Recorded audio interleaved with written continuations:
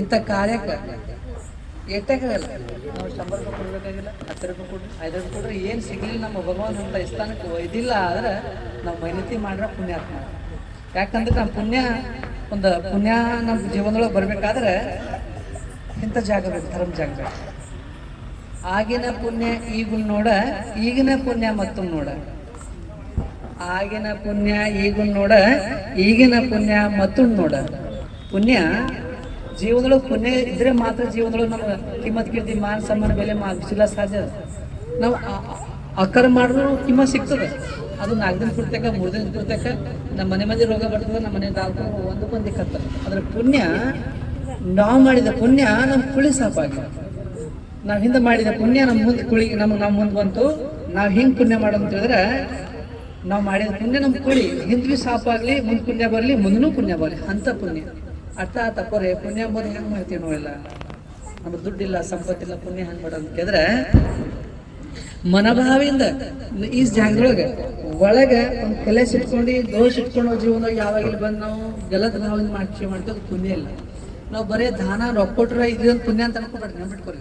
ಮನೋಭಾವದಿಂದ ಬಂದು ಹುಡುಗಿ ಚಂದ ಇಲ್ಲಿ ಬಂದು ಕುಂತಿ ಎರಡು ಮಾತಾಡಿ ಸೂಟಿ ಕುದುರೆ ಸಾಕಿದ ಭಾಳ ಪುಣ್ಯ. ಅರ್ಥಾತ್ ನಾ ಮಾಡಿದ ಪುಣ್ಯ, ನಾ ಮಾಡಿದ ಭಕ್ತಿ ಅವ ಸಾಕ್ಷಿ. ಜಗದಾಗ ಯಾವ ಸಾಕ್ಷಿ ಬೇಕಾಗಿಲ್ಲ. ಯಾಕಂದ್ರೆ ಒಬ್ಬರು ಬಂಗಾರ ಬೆಳ್ಳಿ ಭಾಳ ಅರ್ಪಣೆ ಮಾಡ್ಯಾವ. ನಮ್ಮ ಭಗವಂತ ನಮಗೆ ಆಟ ಕೊಟ್ಟಿಲ್ಲೋ, ಆದ್ರೆ ನಮ್ಮ ಇದ್ದಂಥ ಮನೋಭಾವಿನ ಸಕ್ರಿತ ನ್ಯಾಯಕ್ಕೆ ಅಪ್ಪ ನೀ ಸಾಕ್ಷಿ. ನಾ ಮಾಡಿದ ಭಕ್ತಿ ಅವ ಸಾಕ್ಷಿ. ಅವನಿಗೆ ಬಿಟ್ಟು ಮತ್ತೆ ಯಾವ ಸಾಕ್ಷಿ ಇಲ್ಲ. ನಾವು ಮತ್ತೊಬ್ಬರಿಗೆ ಸಾಕ್ಷಿ ಮಾಡಿ ಹೋದೇವ್ ಜೀವನ ಫೇಲ್ ಐತೇವೆ, ನೆನ್ಪಿಟ್ಕೊಂಡು. ಪುಣ್ಯ ಅಲ್ಲ. ಮತ್ತೊಬ್ಬ ನಂಗೆ ಅಂತ ತಿಳ್ಕೊಂಡು ನಾವು ಭಕ್ತಿ ಮಾಡಿದ್ವಿ, ಅದು ಅದಕ್ಕೂ ಅದು.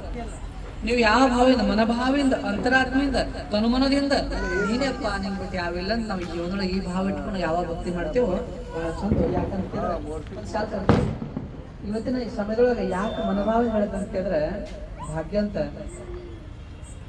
ನಮಗೆಲ್ಲರಿಗೂ ಒಂದು ಅವಕಾಶ ಕೊಡ್ತೀನಿ ಭಗವಂತರಿಗೆ. ಅಜಾವಕಾಶ ಯಾರು ತಲೆ ಹೋಗೋ ಪುಣ್ಯ ಇಲ್ಲ, ಯಾರೋ ಹೋದು ಗೊತ್ತಿಲ್ಲ. ಅದನ್ನು ನಾವು ಬಂದೇವು, ನಮ್ಗೆ ಸಿಕ್ಕ್ಯಾವ, ಇದು ನಾವು ಭಾಗ್ಯವಂತರಿದ್ದೇವೆ. ಹಿಂಗಾಗಿ ಹಿಂಗೆ ಎಷ್ಟು ಮಂದಿ ಹೋಗ್ಯಾವ, ನಾವೇ ಇಲ್ಲ. ಹಿಂಗೆ ಎಷ್ಟು ಮಂದಿ ಹೋಗಿ ಎಲ್ಲರೂ ಎಲ್ಲರೊಳಗೆ ಮಾಡೋದು ಅಂದಿತ್ತು, ಎಲ್ಲರೂ ಚಂದ ಮಾಡಬೇಕಂದು ಆಗಿಲ್ಲ. ಅದು ನಾವೆಲ್ಲ ಪುಣ್ಯಾತ್ಮ ಇದ್ದೇವೆ. ನಾವು ಎಷ್ಟೋ ಜನದ ಪುಣ್ಯ ಇಲ್ಲಿ ತಗೊಂಬಂದಲ್ಲ, ನಾವೆಲ್ಲ ಪುಣ್ಯಾತ್ಮ ಇದ್ದೇವೆ, ಸಿಕ್ಕ ನಾವು ಭಾಗ್ಯವಂತರಿದ್ದೇವೆ. ಇದಕ್ಕೆ ನಾವು ಭಾಳ ಚಂದ ನನ್ನ ಮನೆ ಹ್ಯಾಂಗೋ, ನಮ್ಮ ಮನೆ ಹ್ಯಾಂಗ ಅದನ್ನು ತಿಳ್ಕೊಂಡು ನಾವು ಜೀವನ ಕಂಟಿನ್ಯೂ ಅವರೇ ಪೂಜೆ ಮಾಡ್ತಾರೆ, ಹಿಂಗೆ ಮಾಡ್ತಾರೆ, ಅದು ಬೇಕಾಗಿಲ್ಲ. ನಾ ಪೂಜೆ ಮಾಡೋದು ಸಾಕು. ಈ ಜಾಗದ ಒಂದು ಕಲ್ ತೆಗೆದು ಬಾಜಿಟ್ಟು ಸಾಕು, ಅದು ಪುಣ್ಯ ಬಿಟ್ಕೊರೆ ಸ್ವಲ್ಪ ಅದ ಪುಣ್ಯ. ಅರ್ಥ ಆಯ್ತು. ಇವತ್ತು ನಮ್ಮೆಲ್ಲರಿಗೂ ಒಂದು ಟೈಮ್ ಸಿಗ್ತದ, ಭಾಳ ಚಂದ ಕಾಪಾಡಬೇಕು. ಇದು ಜಾಗ ಹೆಂಗೆ ಅಂತಂದ್ರೆ ನಮ್ಮೆಲ್ಲರೂ ಮಗು ಹೆಂಗೆ ನಮ್ಮ ಹುಡ್ಯಾಗಿರ್ತಲ್ಲ ಮಗು ಅವರೇ ನಮ್ಮ ಕೂಸು ನಮ್ಮ ಹುಡ್ಯಾಗಿರ್ತಲ್ಲ ಸೀರೆ ಹಡ್ದಿಂದಿರಲಿ ಚಲೋ ತರಲಿ. ನಮ್ಮ ಕೂಸು ಹೆಂಗೆ ಭೀ ನಾವು ಆ ಕೂಸು ಮೂಲಿಸದ ಮಾಡಲಿ ಚಂದ ಇರಲಿ. ಹಂಗೆ ತಾಯಿಗೆ ಸಂಡಸದಂದು ಗೊತ್ತಿಲ್ಲ, ಅಪ್ಪು ಸಂಡಸಂದ ಅಪ್ಪು ಗೊತ್ತದ ಮಾತು. ಬಟ್ ತಾಯಿಗೆ ಆ ಕೂಸು ಸಂಡಸ ಹಿಡಿದ್ರೆ ತಾಯಿ ಗೊತ್ತಿಲ್ಲ, ಹೇಸಿಗೆ ಬರಲ್ಲ. ನೀವು ಬರ್ತೇ ಭಾಳ ಸಮರ್ಥತೆ. ತಂದೆಗೆ ಆ ಕೂಸಿ ಸಂಡ ಸಿಕ್ಕ ತಂದೆಗೆ ಒಂದು ಹೇಸಿಗೆ ಬರ್ತದೆ ಬೆಳಿಕಂದ್ರೆ ತಾಯಿಗೆ ಬರಲ್ಲ. ನಾವು ಯಾವಾಗ ಈಗ ಗೆಲ್ಲಿಯವ್ರು ನಾವೆಲ್ಲ ಇದಕ್ಕೆ ನಾವು ಒಂದು ಕೂಸಿ ಹಂಗೆ ಇಟ್ಕೊಂಡು ನಾವು ಉಡೆ ಇಟ್ಕೊಂಡು ನಾವು ಭಕ್ತಿ ಮಾಡಿದ್ರೆ ಅಂದ್ರೆ ನಾವು ಕೈಲಾಸ ಹೋಗೋದು ನಾವು ಪುಣ್ಯ ಭಾಳ ಪ್ರಾರ್ಥನೆ ಮಾಡ್ಬೋದು. ಮಂದಿ ಇಸ್ಲಿಕ್ಕಿಲ್ಲ, ನಮ್ಮ ಜನ್ಮ ಸಾರ್ಥಕ ಮಾಡ್ಲಾಕ ಮತ್ತು ನಮ್ಮ ಜೀವನದಾಗ ಒಂದು ಉನ್ನತಿ ಪಡ್ಲಾಕ. ಭಕ್ತಿ ಅರ್ಥಾತ್ ನಾವು ಜೀವನದೊಳಗೆ ಹಂಗೆ ನಾವು ಖರ್ಚು ಮಾಡಬೇಕಾಗಿಲ್ಲ. ದಿನ ನಿಮ್ಮ ಕಳಕಳಿ ದಯ ಜಾಗ ಇರ್ತದೆ, ಜೀವನ ಇರ್ತದೆ, ಶುದ್ಧ ಇರ್ತದೆ. ಮತ್ತು ಮುಂದಿನ 5 ಶುರು ಮಾಡಿರಿ. ಎಷ್ಟು ವಿಜಯಗೌಡ್ರು ಮಾತಾಡ್ತಾರೆ, ಅವ್ರಿಗೆ ಮಾಡಕ್ಕಷ್ಟೇ ಸಾಕು.